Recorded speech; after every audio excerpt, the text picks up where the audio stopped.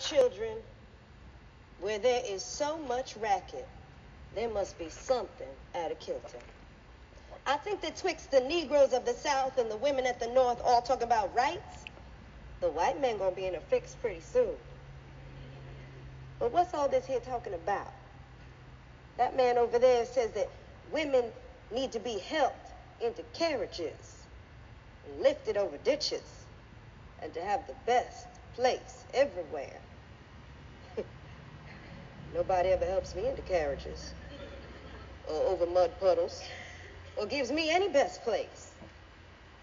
And ain't I a woman? Look at me. Look at my arm. I have plowed and planted and gathered into barns, and no man could head me. And ain't I a woman? I could work as much and eat as much as any man when I could get it. And I could bear the lash as well. And ain't I a woman? I have borne 13 children, seen most sold off into slavery.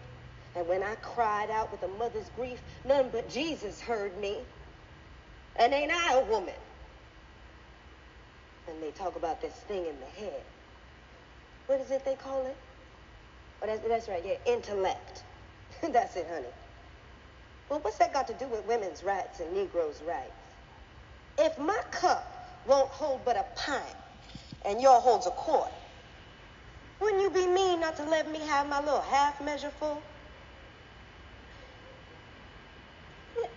That man in the back there, he says women can't have as much rights as men because Christ wasn't a woman. Well, where did your Christ come from? Where did your Christ come from? He came from God and a woman. Man didn't have nothing to do with it.